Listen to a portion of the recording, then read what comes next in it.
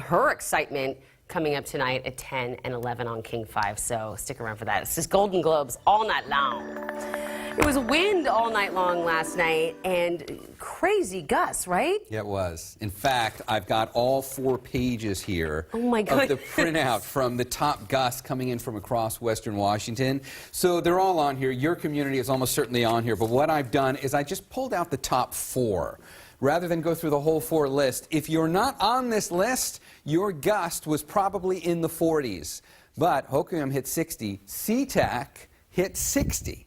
Which is fairly unique. That's probably one of the most important reporting stations. It's the official reporting station for Greater Seattle, and that just happens to be one of the reporting stations that hit 60 miles an hour. It doesn't do that often, but it did it this morning. JBLM topped it at 61, and Tacoma, that 52-mile-an-hour gust came from the Tacoma Narrows. So those are the top, but I think what's even more interesting than that is to go back to that SeaTac reading. Here's the 60. We hit that at 2 a.m., but look at 1 a.m. It was a 10-mile-an-hour breeze. There was nothing happening. We went from 0 to 60, or specifically we went from 10 to 60 in an hour. And that's one very unique aspect to this storm. And then it stayed for about 3 hours. And then by the time we got to 5 a.m., things began to quiet down. The high wind warning was allowed to expire. And then shortly after that, the wind advisory expired.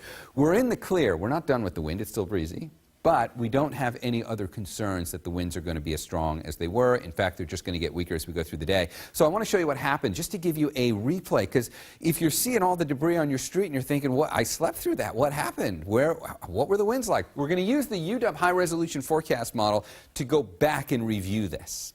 And I've got it back at midnight. You can see the streamlines on here showing you the direction of the wind. But what I want you to watch as I play this forward is the brighter colors of red, because you're actually going to be able to visualize how this storm moved through Western Washington. So the strongest winds came up from the south, progressed their way through the Sound. That was why it only lasted 3 or 4 hours. And then by the time we get to 5, 6 o'clock, they were already done and up into Canada. I want to watch that one more time. We'll play it through once more coming in closer, and I want to stop it right when we hit peak intensity. And that gets us to 3 o'clock in the morning. So the bright areas of red on here, you see the key up over my head there, that shows you the gust getting to near 40, 50, or as we now know, in many cases, several of them, 60-mile-an-hour gust. And the streamline showing you these are southerly winds. Remember that, because that's going to come into play here in 1 second as we try to understand what happened. But that's at least showing you what did happen. Here's why it happened. As we take a look at this storm on the wider view, and I'm going to skip past the forecast imagery for the winds, and I want to show you the storm on the big picture.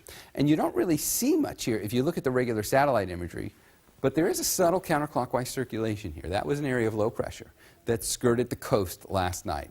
But more important was its aim, because when we got to midnight and 1 o'clock this morning, that low was right over the southern tip of Vancouver Island. That's a bullseye when it comes to strong wind events here in Western Washington throughout the Sound. And the reason why that is because these areas of low pressure are constantly pulling the atmosphere into them. So if the placement of this low comes in just at the opening of Puget Sound and comes in right across the strait here, that means it is a direct line to start pulling all that wind right into the center of the low, and the only way to get there is to pull it all right through the Sound where we all live. And that's why the winds were as bad as they were. We got caught in the middle.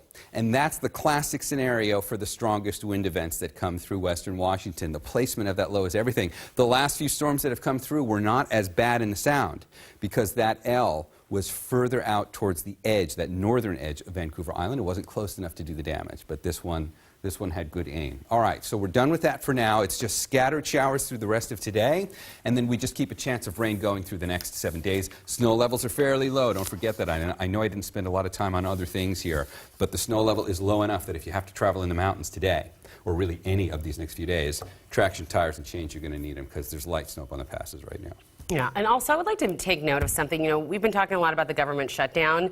National Weather Service is also affected by that, but they have continued to provide updates, and we are very grateful for those people who are working right now, possibly without pay, to get us those alerts. Thank you for pointing that out. Yeah, just wanted to put that out there.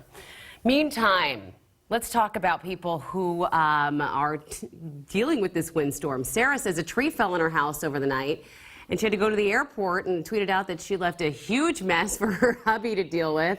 Well, And Amber says, who can sleep through this? It sounds like her roof is being ripped off and she has no power. And then Felix says, y'all, this wind is crazy. It's keeping me up and it keeps blowing out transformers in the distance. And then during the height of the storm,